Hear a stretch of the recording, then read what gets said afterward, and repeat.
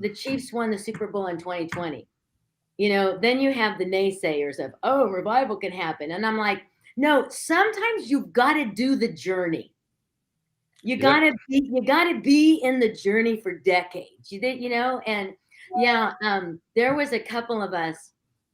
Bob Jones was my spiritual father, and I have a great dad in the natural, and I have a great spiritual father in heaven now. But Bob Jones was a spiritual father to me. Gave me away when I got married to my husband Walt. And Wow, we love Walt just too. the incredible, just the incredible, just that whole time of the 80s. Would just go to Bob's, and he was just an incredible presence in our life. But I remember being at his house, and he gave just incredible words. And but the thing about this is that he said when the Kansas City Chiefs win the Super Bowl, it will be a signpost of the billion soul harvest. And the billion soul Wow. harvest, that was just the youth. That isn't counting, the moms and the dads, the grandma and the grandpa. That's the youth. Um, the funny thing about this is we were all in. So in 83, we are watching every Sunday. And it's not good news. We would just get together it's going to start now, or it's going to start this year, it's going to start that year. And they always seem to lose in the last quarter.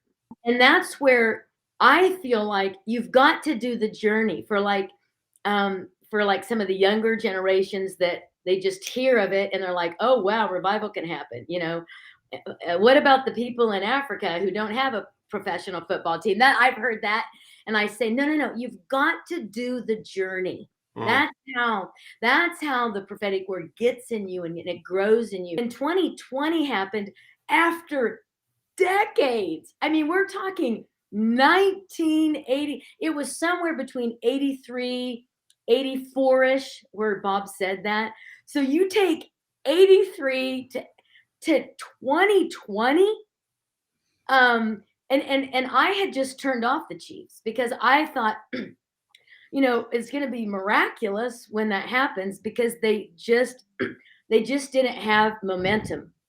And so I remember being at my brother-in-law's house, and it was 2019, and he had the Chiefs on, and I said, "Are they getting any better?" He goes, "No." He goes, "They could really take it." And he goes, "This young guy named Patrick." Yeah. And he goes, they could really go somewhere. And when he said Patrick, I find this interesting because of the Bickle family. And I so love Mike Bickle. Mike had a brother named Patrick, and Pat, he was paralyzed. He was a football player.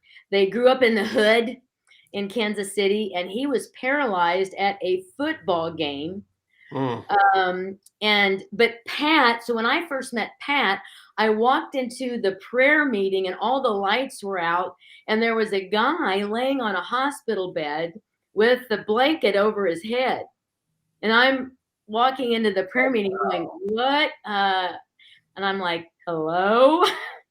And it was Pat. And he was at all the prayer meetings. He would be in his hospital bed. He loved the Kansas City Chiefs. I just immediately went back to Pat, who was just a diehard Kansas City Chief, loving believer, believed the word. And anybody that knew him would tell you that. And so at that point, I started watching the Chiefs again. Then on 2020, I have a Super Bowl party, and I have Stacey Campbell at my house, the prophet to the nations. You got to interview her. So she's at my house. I have a bunch of people. And if you remember that game, it was like, it didn't look like it was going to happen. And because they were kind of behind.